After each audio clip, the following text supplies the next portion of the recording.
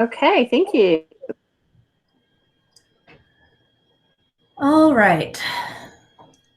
It doesn't say it's recording quite yet on my screen. Does it say on yours? It says a little rotating. Yes, and I have the little record button in the top. Okay, then there we go. On mine now as well. So, as I just said, this is being recorded. If you do not want to be seen in the recording, please keep your camera and microphone off.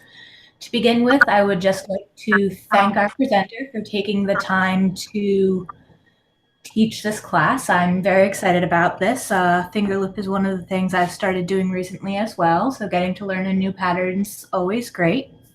And just because this is a somewhat official SCA thing, we do need to go over the harassment policy very quickly. To begin with, the SCA harassment and bullying policy. The SCA prohibits harassment and bullying of all individuals and groups. Participants engaging in this behavior are subject to appropriate sanctions. If you are subjected to harassment, bullying, or retaliation, or if you become aware of anyone being harassed or bullied, contact a seneschal, president of the SCA, or your kingdom's board. And with that, I will hand things over to you. Great, thank you. And Okay. let me stop. Yeah, I'm going to start by presenting a. Hopefully, oh wait, no. Present screens. Broadcast. Oh, start broadcast. Okay. Okay. Gonna start with. So earlier, and 8. This time, extremely vibrant colors of embroidery floss: red, orange, yellow, green, blue, purple, and brown and black, because we're Pennsylvania version is more inclusive. Having selected those colors, I pulled out 36 inches of each, which with the DMC floss is about 3 pulls out of the skein. And so that's what that looks like. I had all of them lined up. You can see they're about 18 inches when doubled, so 36 inches total. There is a little bit of take up, so this will yield about a 12-inch cord. And that means there's plenty of room for you to have maybe a start that's not so great, and then we can tie it off, and you can cut off the beginning, and then similarly we'll tie off the end and cut it off. When you're done, the cord will basically look identical on both ends. Now I'm going to. So Fingerloop braiding is very old. It became extremely popular 1400s in particular. My theory about that is that it became a teenage girl friendship bracelet kind of craft. And they made all kinds of patterns. It was a lot of fun. You could share it with each other. And that blew away other kinds of cords that people were making prior to this. That's my theory. So for this, like I said, you need 8 strands of different colors. Doesn't have to be embroidery floss. A fixed attachment point. And, you know, I mentioned the wide tooth comb. That's how I am holding my loops to keep them separate when I get started. And if I want to stop while I'm working, I can use the comb to set them down. Got a couple of loops, a couple of URLs here for more information. To start, you measure in thread, you fold it in half, and you tie an overhand knot in the end. Hopefully you can see the knot here, which I've got clamped to my table. So now we start by arranging the threads. I'm going to break away from presenting. Okay, so you can see the wide tooth comb that's holding everything and the knot that I have clamped to my table. And now we're going to put them on the fingers. Yes, I had them this way. All right, so I'm going to come in and pick up, put them back on my fingers. One, oh, come on, it's catching. 1 and 2, 3, and 4. So here are the strands on one hand.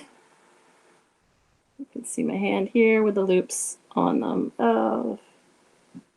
Okay, now I'm going to put these 4 on the other hand. Do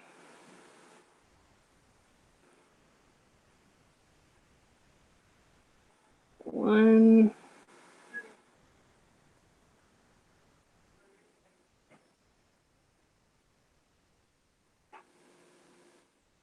2, 3, and 4. Oops, like to get away from you. Yeah, okay, now I have them all. You can see here are, which way is the camera? This way, this way, this way. Okay, a little harder to see the darker ones, but they're blue, purple, brown, and black. And on this hand, I have the green, the yellow, the orange, and the red. Okay. Now we bring them out taut. Okay, you can see my hands now. Good. Let's put it this way. Okay, now the lace band round of 8 bows, unlike some of the other, sorry, let me just adjust the camera a little bit more. Is that better? Dropped a loop. That happens. It's much easier to deal with now than later, I think. Yes. Let me try it without this light because it seems to be washing out my hands in a way that makes it much too bright.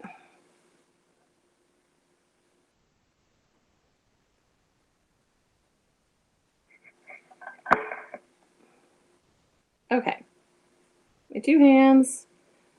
When we are braiding in the lace bend, all we're doing is swapping pairs on our fingers. Hey, Alexander, come here for a minute, please. Can you adjust this phone so that people can see my hands?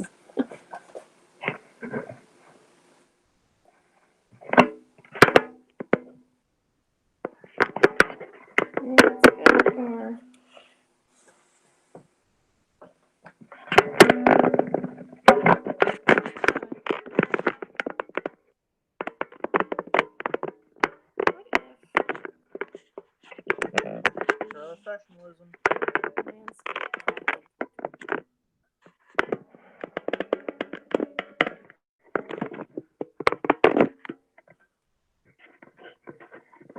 Okay. Okay, now I think you can see my hands, right? Okay. I had this worked out earlier, but somehow it Looks better. Okay. So we are going to be swapping. You have fingers A, index, B, middle, C is your ring finger, and D is your little finger. You're going to be swapping A and D between your right and your left hand, and then B and C, and then C and B, and then A and D. And then you start over from the bottom. So you're always swapping, in this case, the way I have them lined up, I'm always swapping red and black, and then I'm swapping orange and purple. Orange and brown, sorry, it is hard to see those. And then yellow and purple, and then green and blue. And they're going to end up with, all these are going to be on this hand, these are going to be on the other hand, and then you swap back and forth. So you get a nice spiral when this happens. So how do we do the swap? Okay, so bring your index finger and drop what you have on your index finger onto your pinky.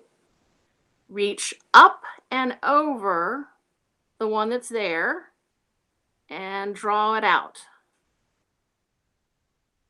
And then expand your tension completely. Okay, so we did AD, so now we do B and C. So I take my B left hand and I put it on my C. Okay, now I confess I can't tell my right from my left. That's my B right hand going on my C of left hand.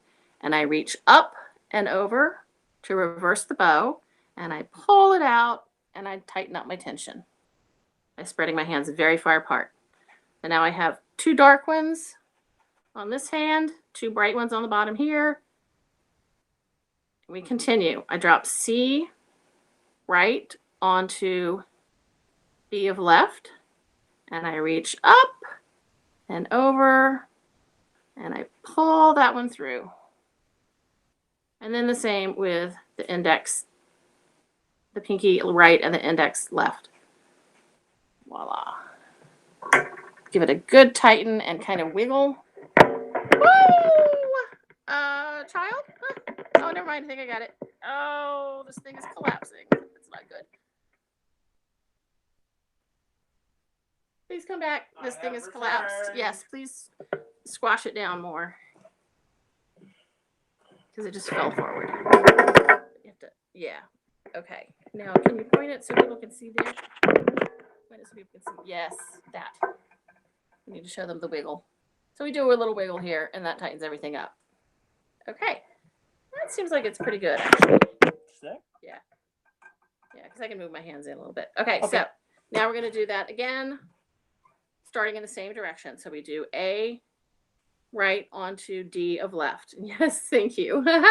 So I drop B on. I reach over and reverse the red as I pull it out and give it a good tight wiggle. Now it's B with C. Voila. Give it a wiggle. C with B and give it a good wiggle. And then D right with A left and give it a wiggle. That is really all there is to it. We just continue, drop, over and wiggle. Drop it on, reach over it, and wiggle it off. Drop it on, reach over it, and wiggle it off.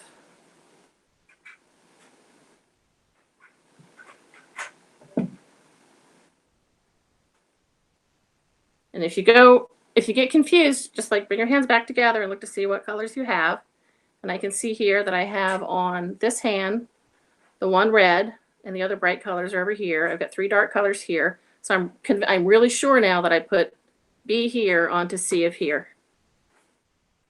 Drop it over, pull it through, drop C onto B, reach over the top, and pull it through.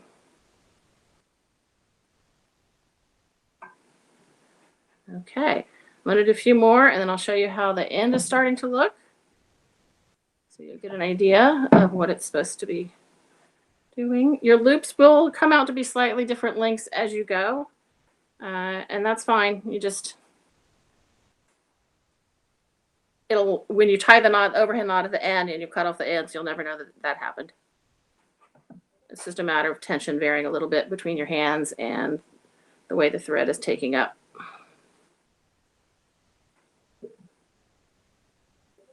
Index to pinky, middle to ring, ring to middle, pinky to index. Do one more. And you notice I often am using my thumb to keep this one that I've just dropped on from coming off as I pick off the one that goes underneath.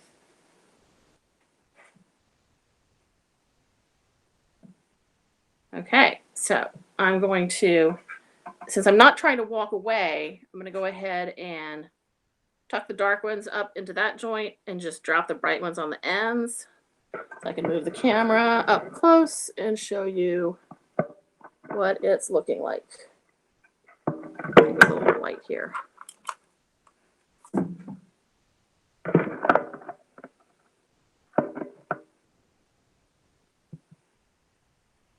And you can see it's developing into two spirals, one dark and one light. a lot easier to see the bright spiral in here, but you can also see the dark one coming along. So the order in which you do it is pretty much a matter of taste. I just found that I really liked having the dark and the light colors going around each other. It made a fairly striking visibility. Okay, hopefully I have not completely fucked the camera up.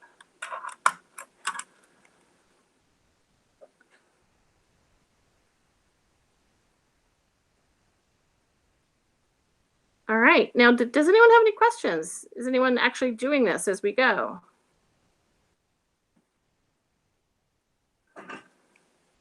Does anyone want to go and get thread and start doing it? Because this is really all there is to it. I'm starting to do it, but I got lost straightening my cords at the very beginning. Can you show how we exchange the loops again? Sure. So I have my two sets of, let me rotate so you can see my fingers. It's easier with tension on. So I'm going to adjust the camera. Okay.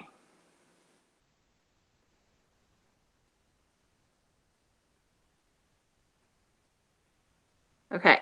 So I'm going to be doing index of my right hand to the pinky of my left hand. And the way I do it is I drop the cord off my index finger. I reach up and over, grab the one on the pinky. I use my thumb to hold the one I'm dropping, and then just pull that one out and give it a wiggle and pull my hands very far apart to tighten. So I'll show you on the next one. We do B to C. We do middle finger to ring finger. And I drop it on, and I reach up over so that I can reverse the one that's on the ring finger, pull it apart. And I'm doing ring finger to middle finger. So I'm dropping this purple. It's hard to get my other fingers out of the way. There, I'm dropping this purple onto here where the yellow is.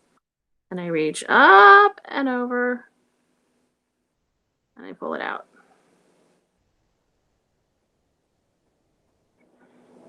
And then I take my index finger, my pinky finger, and I drop this. What color is that by now? Blue. Yes, we're up to blue. Drop the blue on where the green is. Reach over the green, bring it through the blue, and wiggle them apart.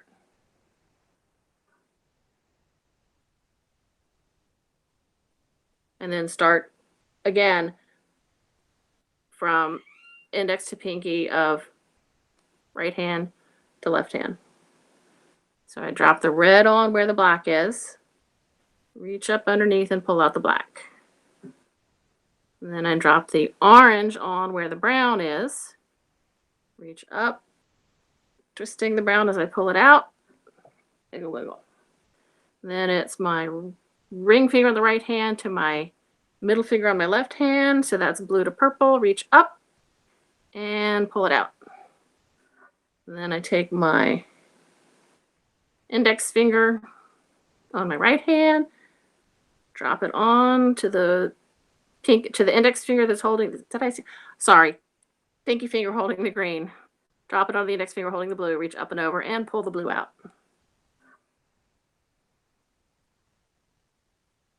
This is unlike some of the odd numbered braids in that you're not shuffling or exchanging.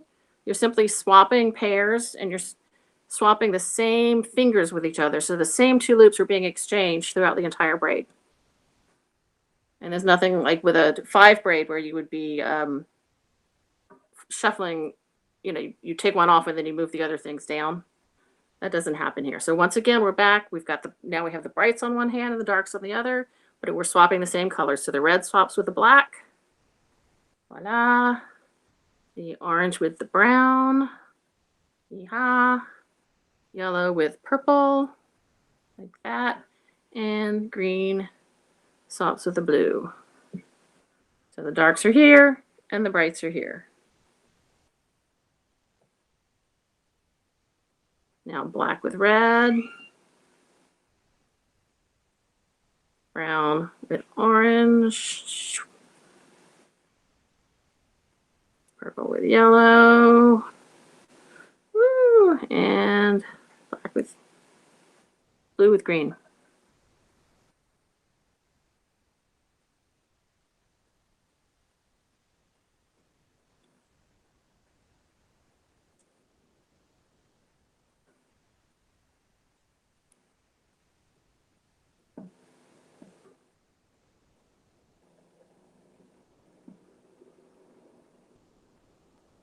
If you find yourself using the same finger on each hand to swap, you made a mistake.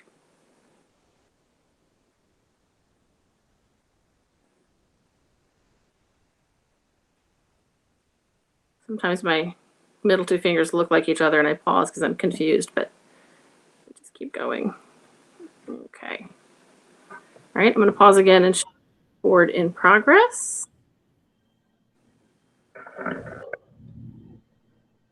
You can see it works up pretty quickly.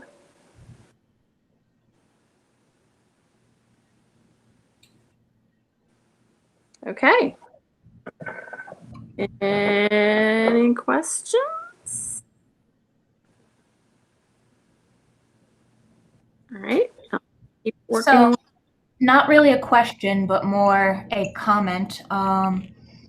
You have very clearly been saying reach up to grab the top of the loop. That really is an important thing for Fingerloop. If you grab the bottom of the loop, it makes things look completely different. So make sure you really are following her on that step there and grabbing the top of the loop because it will matter.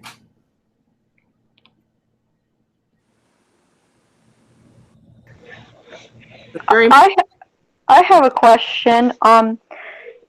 So do you pull tight with every change or after the entire Yeah, I started the first time and I just pulled after 4 and it didn't work very well. So Okay. one, I pull it and I kind of wiggle my fingers and it really tightens it up. Thank you.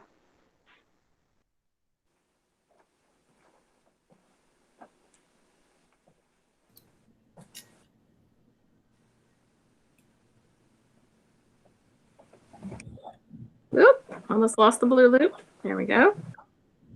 If you want to do Fingerloop so that it's much longer, you can either use someone else to beat it down if your arms can't spread that far, or I sometimes use my foot. So there are weird tricks you can learn.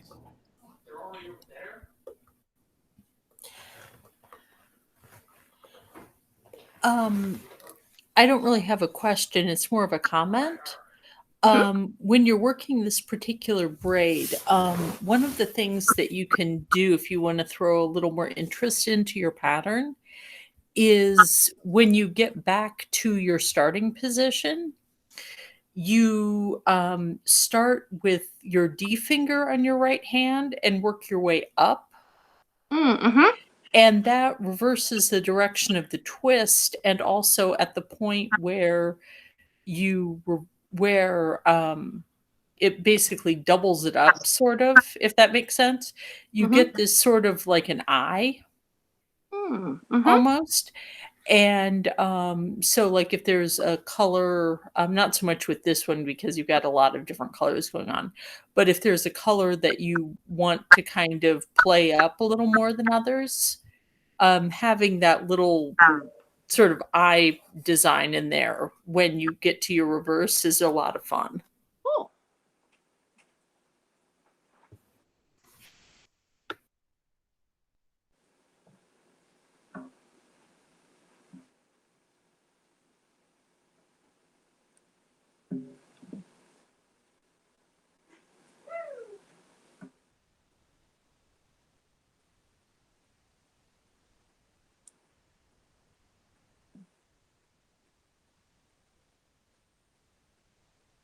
So I found that the orientation that gives me the most satisfactory tension pulling is if when I spread my hands apart, I turn my left hand over, but I keep my right hand up and wiggle them, and they all just kind of compact very nicely around each other.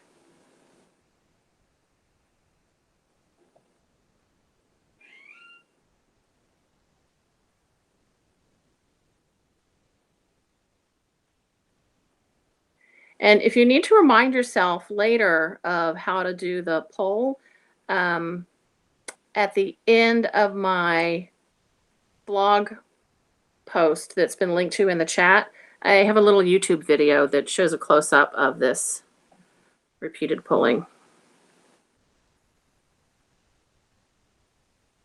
In that case, I'm using just blue and brown rather than these.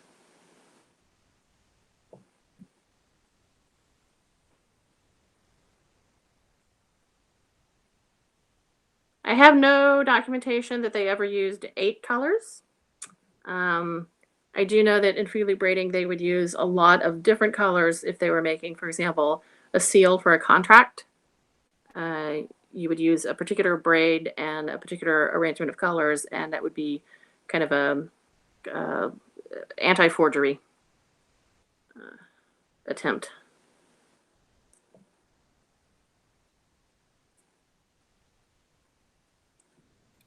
There is, however, actual documentation that the pattern you're using is accurate.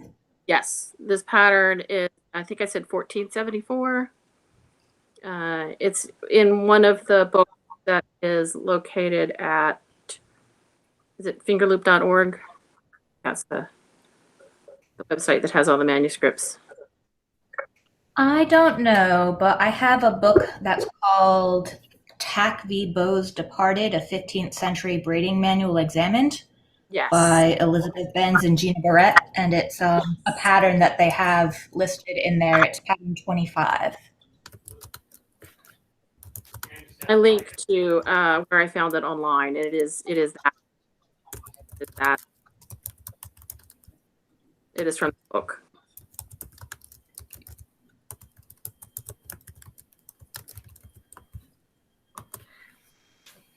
Oh, I dropped one. Did you see that? It just flew right off my finger. But I don't need to panic. I just need to pick it up. Oh, and I dropped the orange one. Okay, hang on. Don't panic. Put the orange one back on here. And it likes to twist when it gets here, so I just untwist it. Make sure I've got it going the right way. Now you'll notice the green one is very twisted, so I'm going to put it into just back to here. Okay.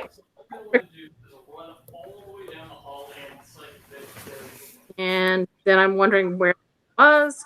So I examine my hands and I see that I have one bright one over here and one dark one over here. So those are the two that I'm now like that. And you can also see that the thing I mentioned before, how they end up being work.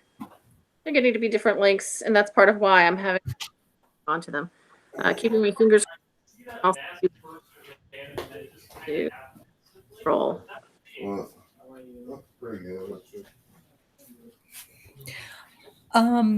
There actually is a variation on this braid. I forget which manuscript it's in, but you can find it on Silkwork, where it's a 4-color braid, where like the A and the D and all the pairs have the same color. So you end up with 4 different colored stripes going around each other. I've done it with 2 colors, blue and yeah. brown. Yeah, there's also a variation that uses 4 colors. So I would say using more is, certainly within the realm of possibility. But that's just my opinion.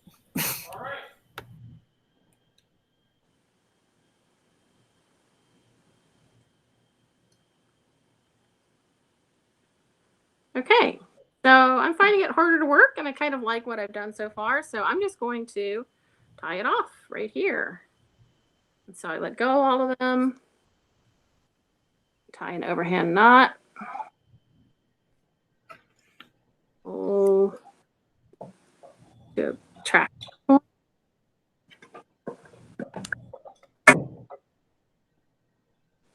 Now, one thing you'll notice is that this end of the braid, the bits are just a little bit longer than the ones at this end of the braid. That's just a characteristic of Fingerloop braiding, because as your available thread gets shorter, you're able to pack it more tight somehow, and so that just consistently happens. So it's not you, it's the work. All right, and now I'm going to grab my scissors and snip here. Go back to my starting point. Tighten that knot up a little bit. Snip there. And there I have All right. How's everybody doing?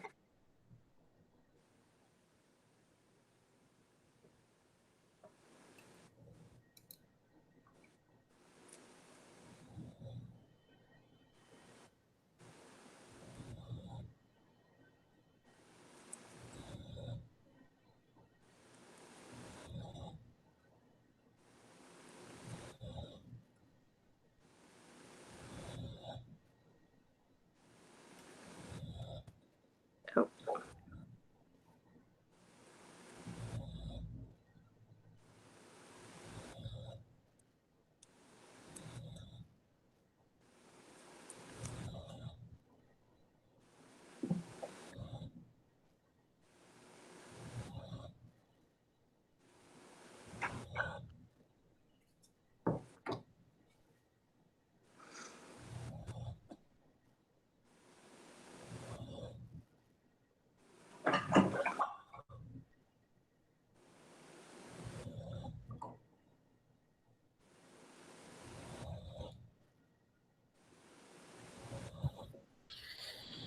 Well, I had some trouble with it holding to my anchor point, and I dropped things, but it looks like I managed about 2 inches that look good.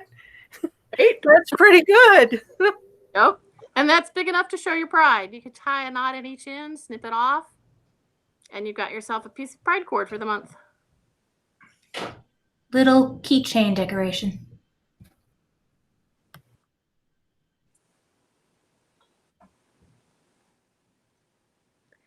So we can probably stop recording because I don't think there's anything else pedagogical to come out of this. But I'm happy to stay on the line as people are working for in case you have questions or want to show me what's happening. All right. Again. Stopping recording now. Thank you very much once again. You.